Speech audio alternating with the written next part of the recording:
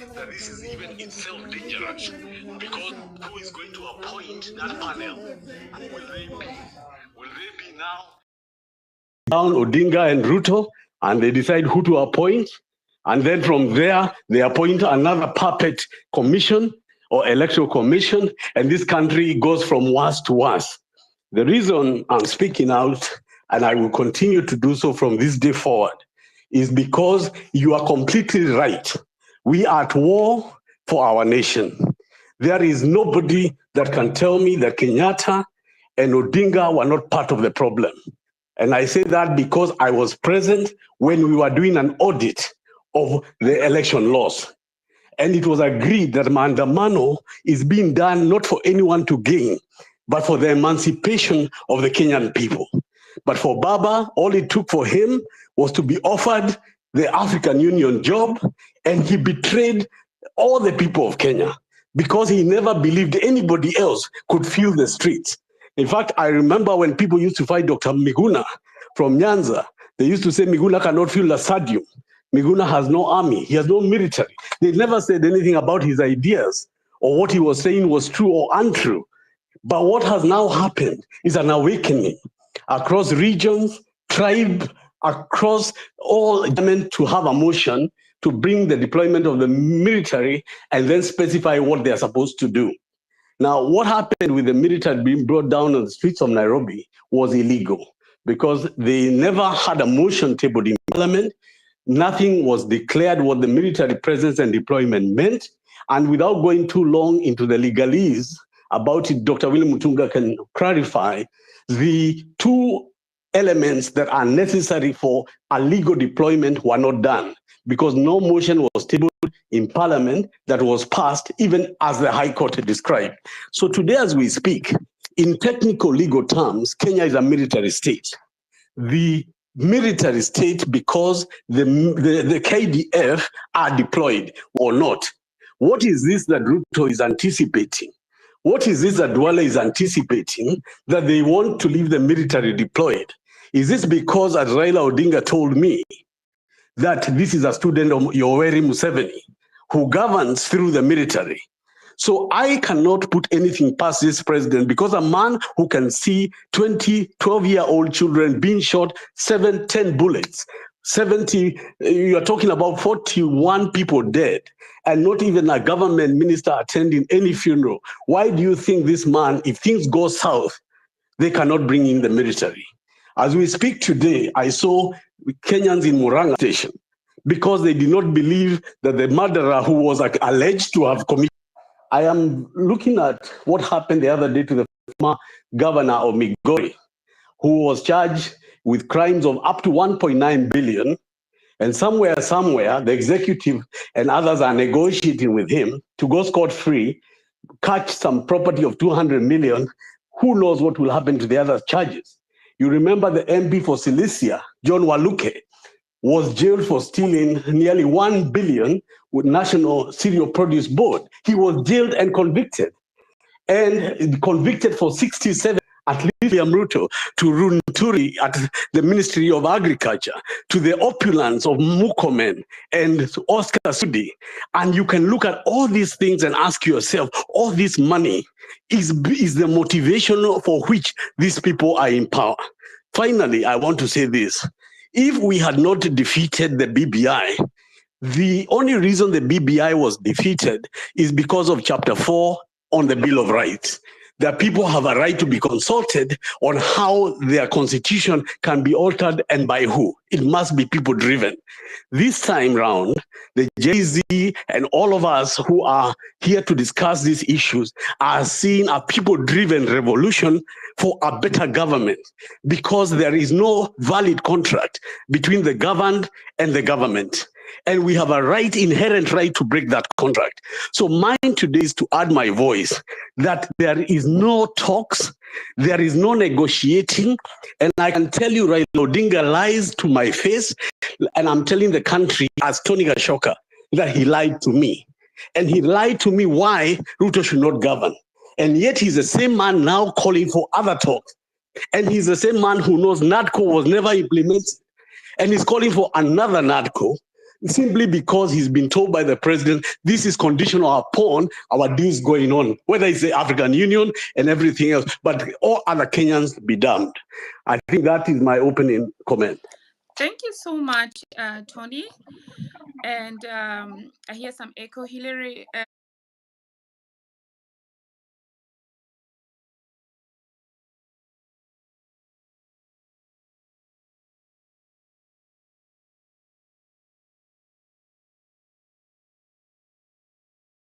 Mission, you bring out very important points. If I can.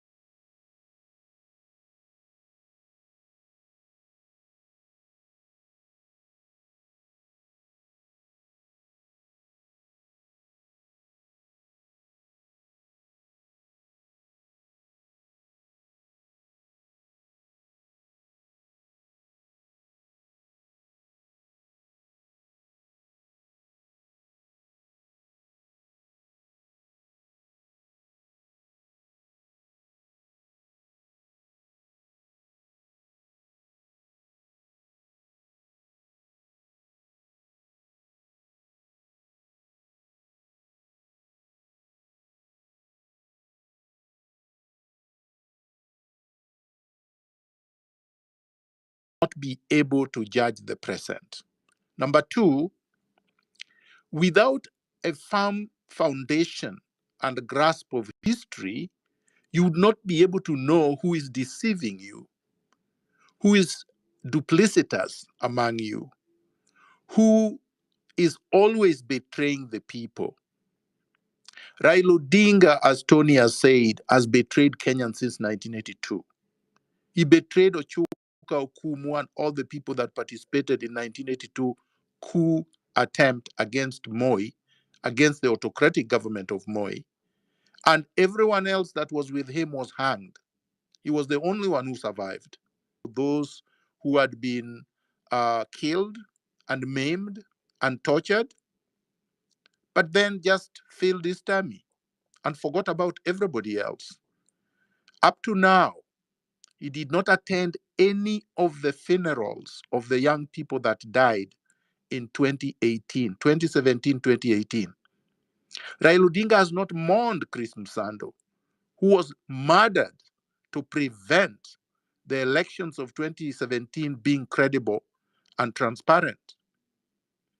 Raila Odinga never visited my home, never saw the destruction, never actually lifted a finger when I was being brutalized, and only came to the second attempt of me trying to come back to Kenya to pretend that he was showing some kind of solidarity, or he was in solidarity with me. By telephone calls as he sat there, empathy and sympathy, and had not condoled with families of those who had lost loved ones.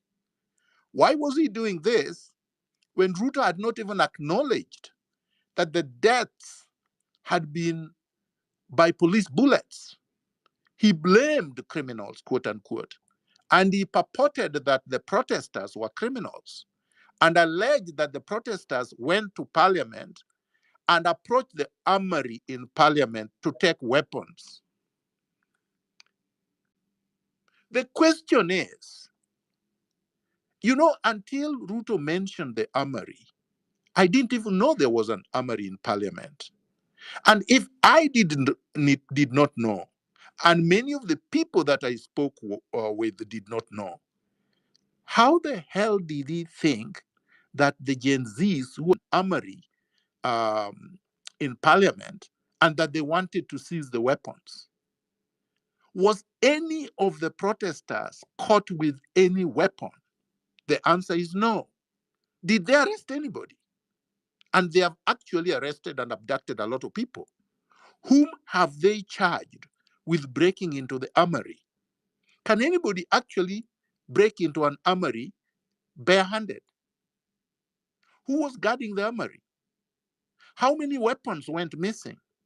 He has not tabled this kind of information before us, but he's blaming the protesters. He said the protesters are the ones who shot at each other. So now he's saying the Gen Zs and the millennials who were protesting peacefully took guns from parliament and shot at each other. We had a sniper at parliament buildings and who was purportedly hired by the speaker or maybe even Ruto himself, who killed many people. Has he been arrested? Was he actually a protester? The answer is no. We have evidence of a police officer who shot randomly wearing plainclothes and shot randomly into the crowd and killed people. And his name has been circulated. People know where he was stationed. Has he been arrested? No. We have other officers, including retired ones, who are currently seconded to the government in civilian, holding AK-47s, shooting us not. Does Ruto need a commission or a committee or a task force to fire his corrupt ministers? No. Does Ruto need a task force to dissolve his government? No. Does Ruto need a task force to deal with impunity? No. Did Ruto need a task force to reconstitute the IEBC? No. So why did he wait this long? In any event, he has not reconstituted it. Under check. He has threatened and bought a significant portion of the judiciary. So the rule of law is a myth, a fictitious wish by many people. Ruto knows that the only check now he has are the young people on the streets. And he would like to cripple the young people by bringing PR stunts, choreographing task forces, illegal ones, and committees. And of course, the conman and his associates are always ready to assist them. Now, I have had many people speak, including Ruto, and they talk about violence. We know for a fact that Kenyans that have been protesting have not been violent. We know that for a fact. We know that for a fact because the first 2 days of protest were very peaceful, with the exception of the police shooting and butchering people. We know for a fact that the demand initially was because of overtaxation and because of Finance Bill 2024. But as a result of Khan tells us, he cannot go because he was elected and that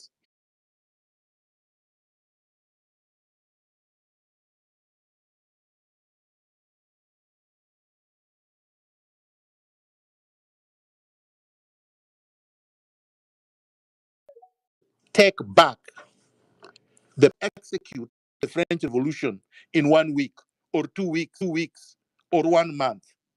It took 5 years to effect. Now, there are many that have taken a shorter period of time. And I'm only going to go through popular revolutions, not military ones, because that's what they want to suggest, that anybody who wants to remove them is looking to inflict violence or to use arms in order to remove him, that it is undemocratic and it is unconstitutional.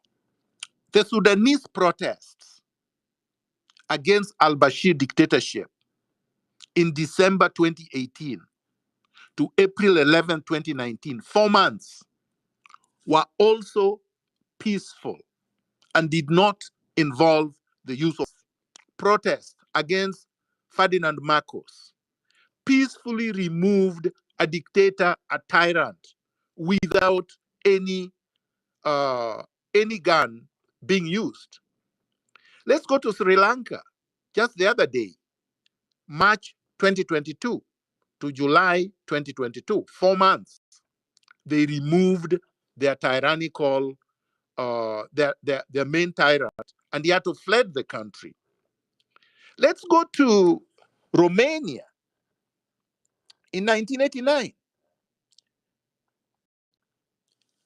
a dictator called Nicolae Ceausescu, again, was removed by police, by public peaceful protest. In other words, what am I saying? What I'm saying is that Kenyans must, that we have historical precedents where a president that has become rogue, that does not respect the rule of law, that has abrogated the constitution, that subverts the rule of law, that has tried now to castrate all institutional mechanisms of accountability, can only be brought to account through protests, peaceful, huge protests. There is no reason to dialogue with this man because he has already demonstrated that he's not interested in having a discussion. If he was interested, he would have not unilaterally constituted a committee to have a discussion with the thugs and conmen and purported to have power to appoint 152 people to have a discussion, a monologue with him, a meeting that he chairs as the main culprit that has inflicted harm on Kenyans. He wants to chair this team. Also, he would not have unilaterally abrogated the rule of law and then decided that he constitutes a task force to audit debts that were acquired illegally, and then appoints one of the creditors, a representative of the IMF, to chair that team. Even after the people have told him, you are wrong, this is illegal, and the courts have also issued orders, interim orders, telling him that he cannot continue, he was still... He was recorded saying, I'm sorry I did not shoot you too. So this shows, the level of confidence some of these people have while killing Kenyans. The policemen, nothing has happened to these policemen, and I think I posted about it in the morning and tagged also IPOA. I would like to request everybody else who's in the space and can help to really try to find a way that at least people who are working in the forces, or what has happened until now, just some justice can be, received for the victims, because it cannot be that the police were supposed to protect, even unethically, after killing somebody, go ahead and say to the citizen who's complaining that the only regret they have is why they didn't shoot. The question I have for you, Dr. Miguna, before I move to Dr. Mutunga, talking about the task forces, under normal circumstances, it is the opposition that should try to stop the ruling party. Do you believe that if the opposition was working in Kenya, they would be able to stop, or do you think they would still be outnumbered with the numbers that the current ruling party have?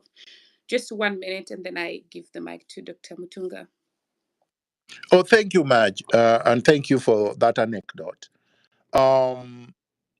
If the opposition was working as an opposition, by this time, they would have brought a motion of impeachment. But you see, they're not even talking about impeachment.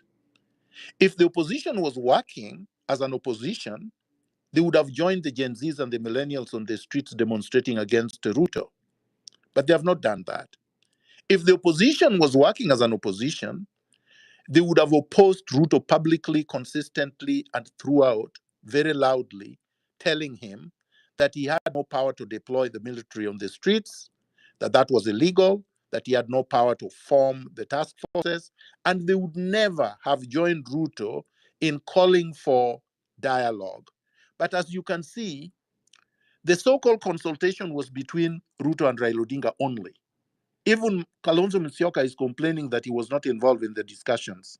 So we do not have a body and we can call the opposition. What we have in Kenya is an animal we cannot describe. It's not an opposition. And these so-called leaders are not leaders. These are organized mafia, organized cartel. In fact, I was pleasantly surprised today in the morning. Somebody sent me a clip of a former spokesman of Moi who called them just that. So imagine if the former spokesperson of Moi, the dictator that terrorized us for 24 years, can look at these men and say, you know, they are all the same. These are all cartels. They belong to one club, and even after they retire, they will continue to loot public resources because they have passed laws that guarantees that they keep stealing. So what do we need? We need a reset. We need to transform our political, legal, and cultural infrastructure so that we remove from the system this continuous culture of impunity and exploitation. So no, the short answer is no, we don't have a normal opposition. And if we did, yes, they would have brought this government to account. Thank you so much. So my assumption is that the current opposition in the country is the population and the Gen Zs plus every other citizen that's protesting out there. Okay, so now, Dr. did you want to say something before I go to Dr. Mutu? I wanted to agree with you. Okay. The Gen Zs right now and the millennials on the street is the opposition. Thank you. Dr. CJ Mutunga, over to you. Thank you very much.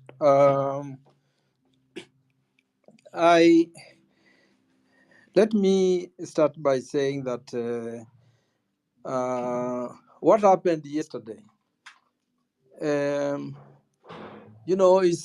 a great thing, because in this country there's been a narrative that I've always myself found opportunistic and historical. The narrative that the two factions, that the two ruling class factions, within them, there is one that is a lesser evil. There are people, academics, politicians and others who basically advance this narrative whenever there are elections. That of the two factions, let's choose the lesser evil. And I think it's unacceptable, because if who choose